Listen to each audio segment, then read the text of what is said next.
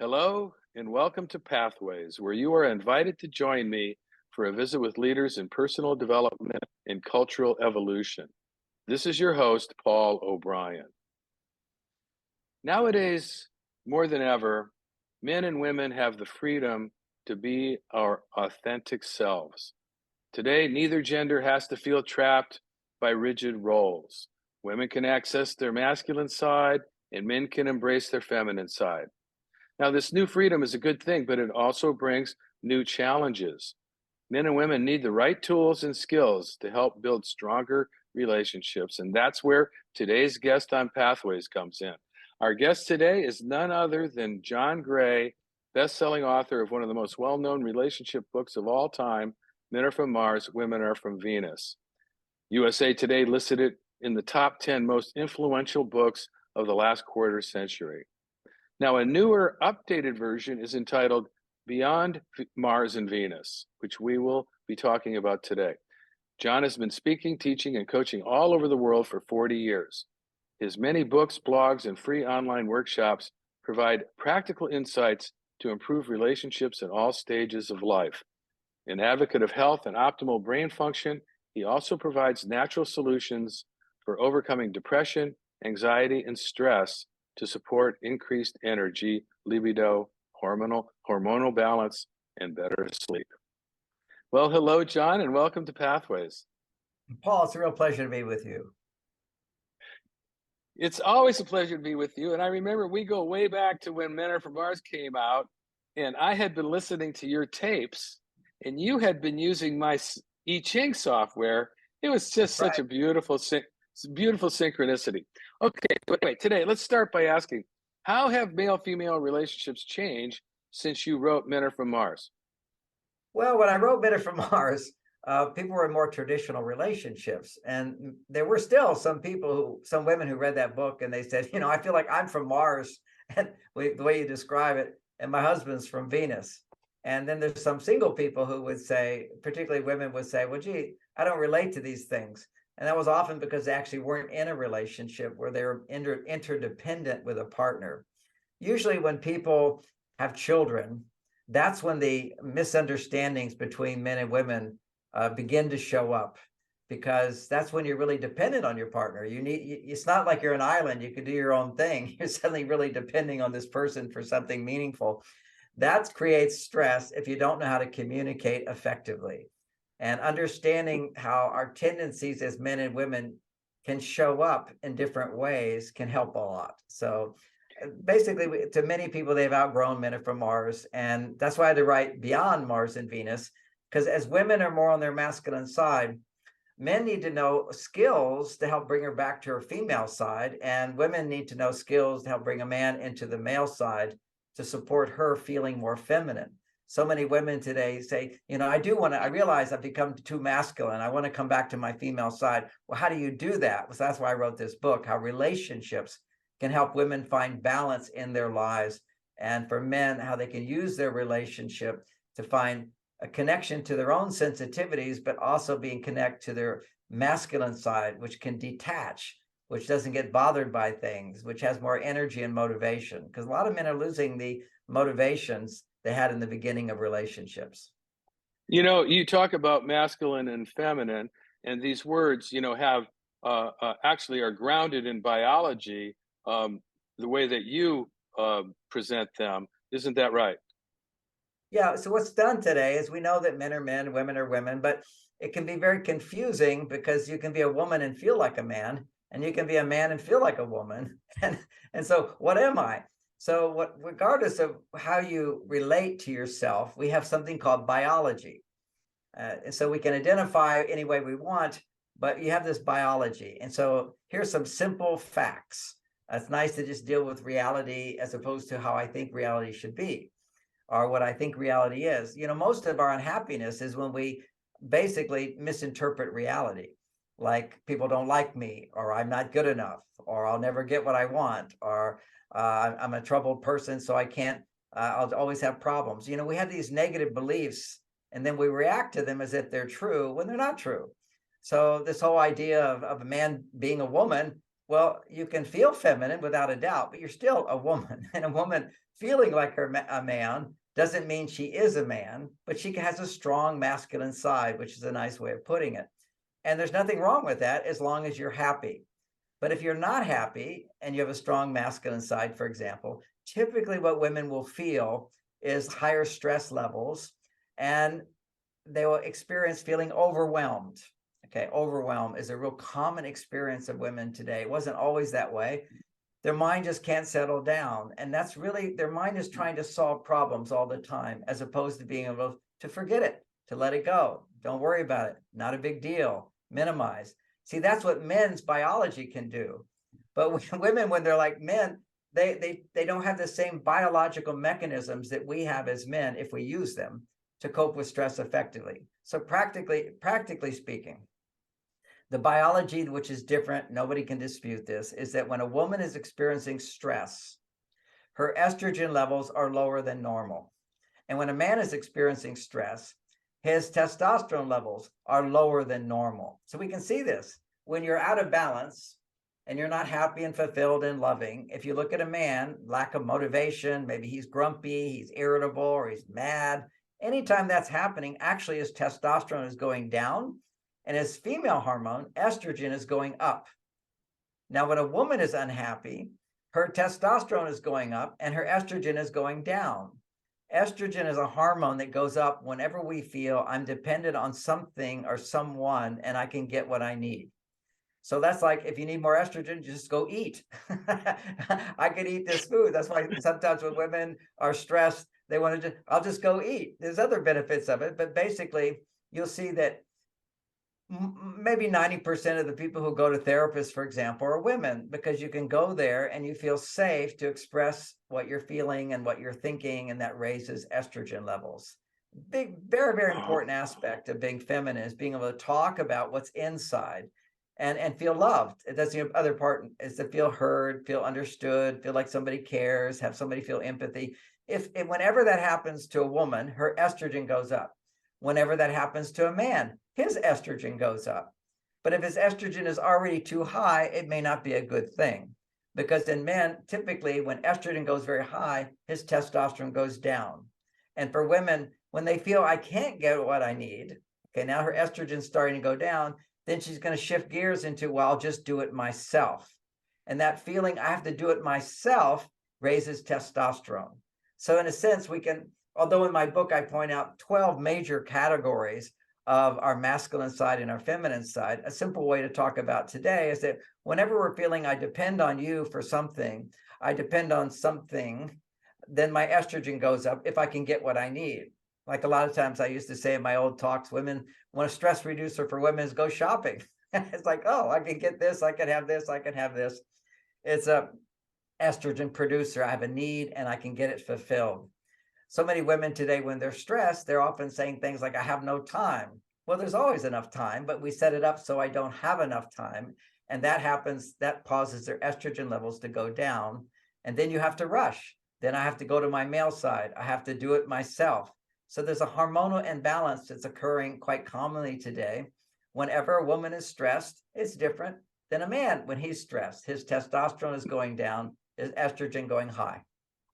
Now, it's interesting to note, and you point this out in your book, that naturally men have 10 times to 30 times the testosterone of the average healthy woman, and women have 10 times the estrogen. And you would think that that would be a well accepted scientific fact, and What that, it is, just nobody talks about it. yeah, why not? It's sort of like, in fact, if they do talk about it, they talk about testosterone. There are books out there that vilify testosterone, and so maybe you can share with us why testosterone is a good thing, especially for men. Well, testosterone's been really misunderstood for a long time. And more recent science has shown that it was associated that testosterone causes aggression. And actually, when a man is aggressive or violent, what you'll see happening in that moment when it starts to happen is his estrogen is shooting up in his body and his testosterone's going down. Anytime you're acting from emotion, anger, your estrogen's going up and your testosterone's going down. if I'm a lion tamer, I learned this from lion tamer classes. You have to be cool, calm, and collected.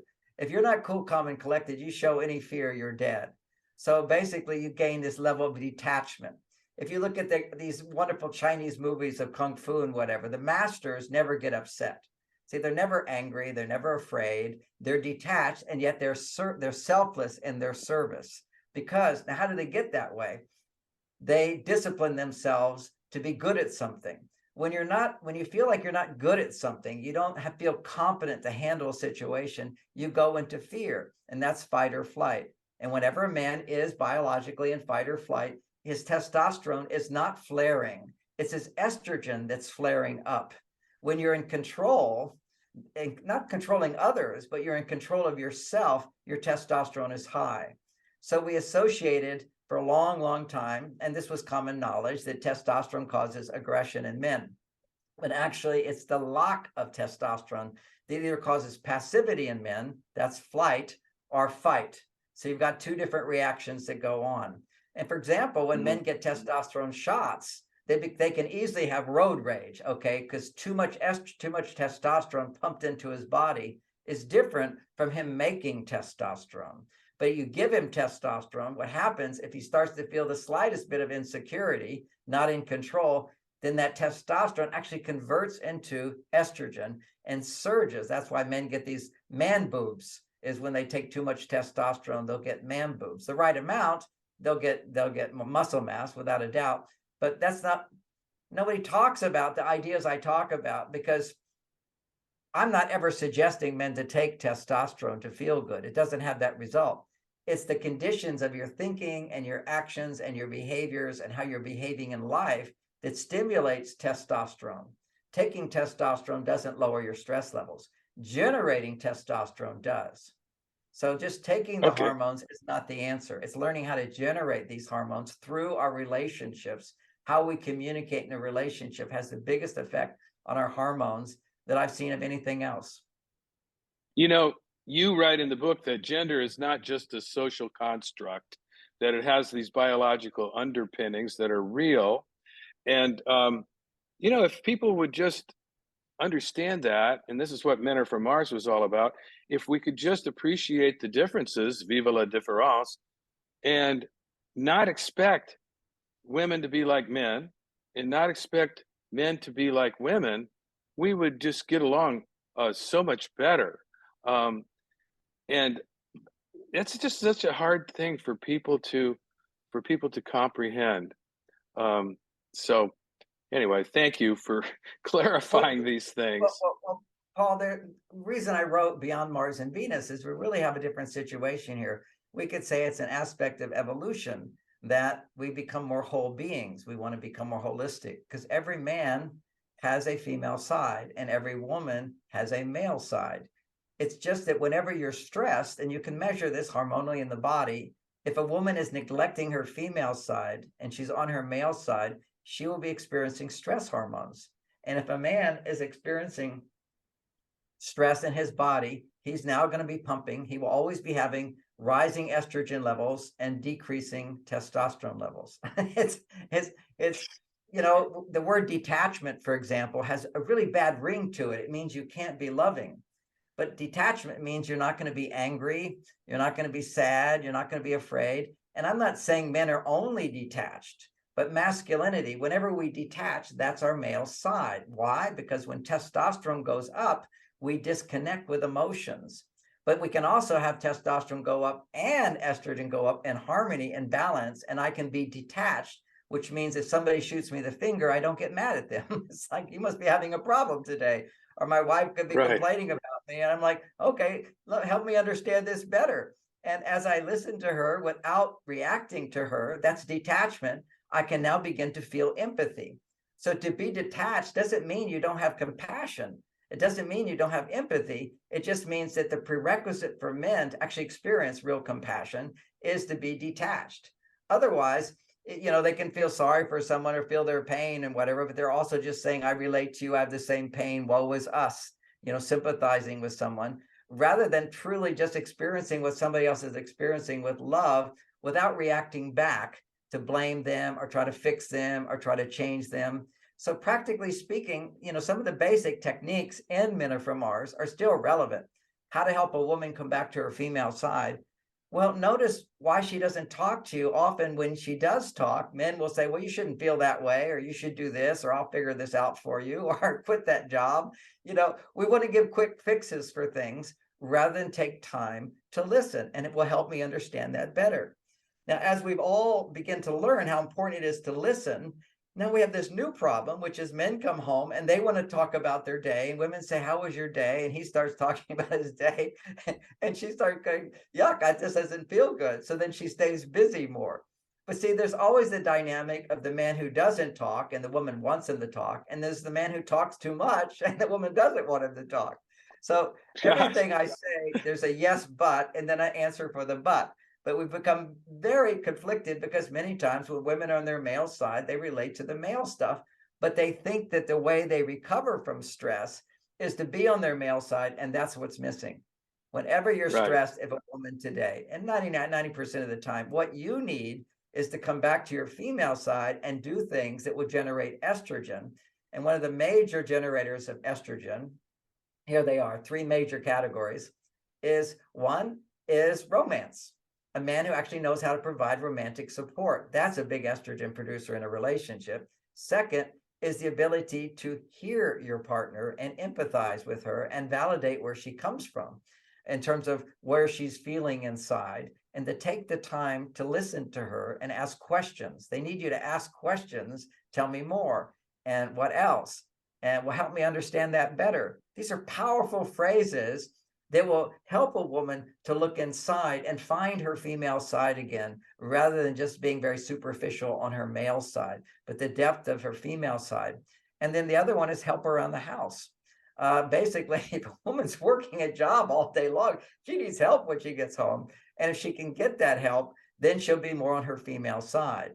So those are three areas. And then what Right. women will usually go to right away when I talk about those, well, let's start with help around the house. And I go, okay, that's a good beginning. That's certainly fine. But that's not really the answer. The answer is going deeper into the communication, because it's a vulnerability that exists within a woman is pretty much unknown to their male side. And so why women go to therapy is it becomes a way to go have someone for an hour basically listening to you, because you will tend to go deeper and deeper if you feel safe. But men don't know how Yeah. to make it. Yeah. You talk about how listening is actually an expression of masculinity. I found that very counterintuitive and fascinating. And you point out how when a woman shares feelings, positive or negative, as long as she's not doing so to seek a solution, it will increase her estrogen and lower her stress. But sharing feelings to solve a problem is no longer sharing, it's complaining. These are these are such important things to understand, because there's so much conflict that happens just because we don't understand these things. Yeah, and actually, that quote you just read, there's a lot of pieces to that. I mean, it's very profound. I mean, I think people need to hear that 5 times to really dissect everything in that. It's more of a conclusion statement you came to. So let's analyze it just for a moment, because there's a lot packed in Okay, there. Okay, sure. when you're sharing, see, there's a distinction between complaining and sharing. Complaining produces some estrogen because you're expressing what's inside. But as soon as you're doing it with the intent to change somebody, you're now making testosterone along with it. And it feels good to have some estrogen and some testosterone. It just doesn't work. A guy can masturbate to pornography. It feels so good, but it doesn't work. It lowers his testosterone over time. It makes him feel empty. It becomes addictive. A lot of bad side effects. They've now found that people who complain in the brain, they're producing huge amounts of dopamine, causing it to become addictive. So whenever you actually use negativity to get what you want, that would be a complaint. Using negativity to get what you want, then suddenly your brain wiring goes, if I want more, I should feel negative emotions. You're training your brain to feel negative emotions rather than training your brain to see what's good, be grateful, be happy, be motivated, be proud. Positive feelings can also get you what you want. You don't have to focus on the negative. You can learn how to ask for more in a positive way, without dwelling on the negativity. And that's an art. That's a new skill. I teach these skills in my book. How to do that is a Yeah. Yeah. constantly new idea. Well, a huge portion of your audience is like you and me, baby boomers, going into the stage of life called retirement. And, how does a man maintain his testosterone level when he doesn't have enough to do, or he's not like being successful? He's not like busy doing something. And how does a woman maintain her femininity under the same circumstances? She doesn't have any children to take care of. Things are different when you get older. So, what is the impact of aging on these differences between men and women? Well, there's a biological progression which is natural and normal. For men, as we age, we gain more wisdom. Okay, if we age properly, Hopefully. hopefully, and that wisdom is estrogen. Okay, it's our female side that has this wisdom, and so we naturally have wisdom as we get older. But too much, if we don't keep the testosterone up, then we don't have wisdom. Now we're just in a stress response of passivity and lack of motivation. So how do you keep the testosterone levels up? We usually explain, you gave the answer to the question, which is if you retire, your testosterone is going to go down. Now, my testosterone at 70 years old is 50% higher than when I was a young man. A major part of that is a great sex life. Sex with love keeps your testosterone up.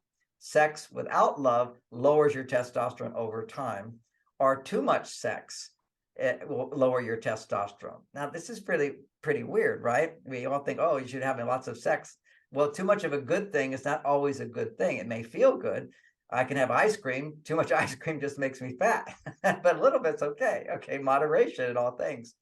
Research showed that with young men who have typically their normal high testosterone levels, which unfortunately don't exist anymore, the average male today has 20% less testosterone than he had 20 years ago. It's a big, and we see it in the news all the time, testosterone levels are going down. Well, naturally, estrogen goes up as you get older and you're a man. And for a woman, naturally, your testosterone goes up as you become more mature and more confident, more capable, you've learned life skills and so forth.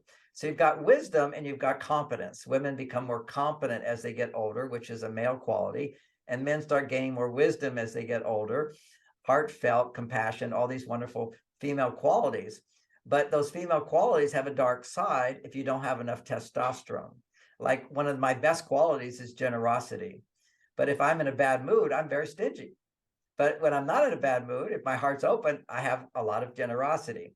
So women, if their hearts are open, they have tremendous capacity to forgive, to accept, to use strategies to get what you want, whatever. All they have such amazing potency if they're on their female side, balanced with their male side. But once the male side becomes too high and the estrogen's too low in their own personal balance, and everybody has their own personal balance, then they will experience the symptoms of too much to do and not enough time. And that evolves into resentment of not trusting others and just doing it yourself. So they become rigid and crusty in that way, and men become rigid and crusty in their way. Men, grumpy old men. This is a thing that happens to a lot of men. And what didn't happen to me, because I have lots of healthy sex. Sex and love are the major contributors to testosterone, along with, which is just as important, or maybe more important, is work.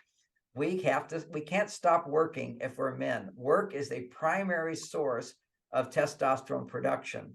That means making promises that you have to deliver in service to somebody else. That's a key.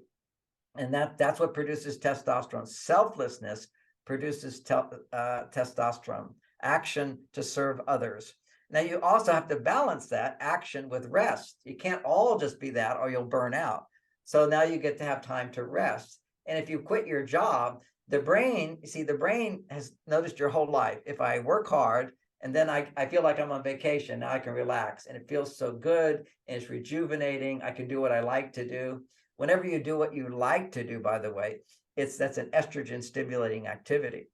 So the key Oh, for men is to do what they like to do. Do what you have to do to achieve a goal is testosterone. That's making a promise, a commitment, and following through. That's testosterone production.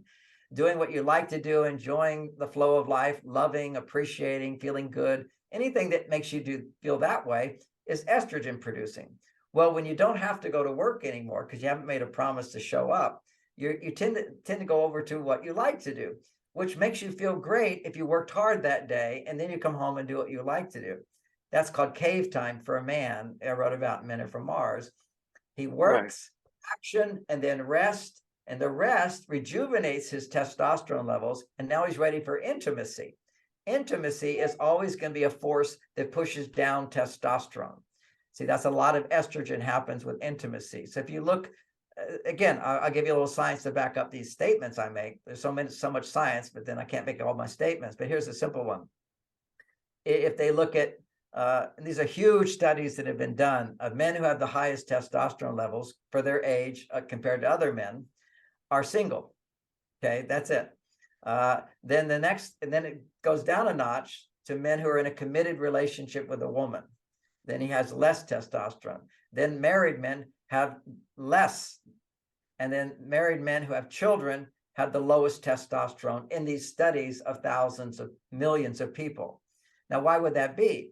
Because when you have children, you feel so much estrogen. You're nurturing and you're loving them. When you're right. married, you start to open your heart, and you're dating, you're opening your heart a little bit more. And you're single, you're just thinking about yourself most of the time. So that's testosterone. So now what we want to do is be not the statistics, be the exception, which is possible, which is how do you have a relationship which opens your heart, raises estrogen, and you have high testosterone at the same time. That takes new Right. relationship skills. Okay. Hey, we could go on. There's so much more we could explore, but we are totally out of time. And I want to make sure to tell our listeners about your website, marsvenus.com. Very simple. And I want to encourage them to read your book because it's fantastic. It's done me a lot of good, and I really am grateful. And I want to say to those who may have tuned into Pathways late, this is your host, Paul O'Brien, author of Intuitive Intelligence, a book that shares the theme of pathways, which is personal and cultural evolution, and a book which has an introduction or written by John Gray, which I'm so grateful for. So, but anyway, folks, don't worry. You can play or share this interview whenever you want via the internet or as a free podcast. And I'll tell you how in a minute. Today, we've been visiting with John Gray, author of so many books, including Beyond Mars and Venus. And I want to say thank you to all of our listeners for tuning into Pathways, which is broadcast and streamed on the internet at www.kboo.fm, produced every Sunday morning by Donald Altman or myself at 8:30 USA Pacific Time. And even better, podcasts of today's show, which you can listen to and forward to others, are available for free at divination.com. That's spelled DIVI nation.com, as well as via iTunes, my YouTube channel, and other free podcast servers. This is Paul O'Brien reminding you to tell your friends about Pathways Radio and podcasts. Thanks again to John Gray and to all of you listeners for tuning in and being a part of the Pathways conversation.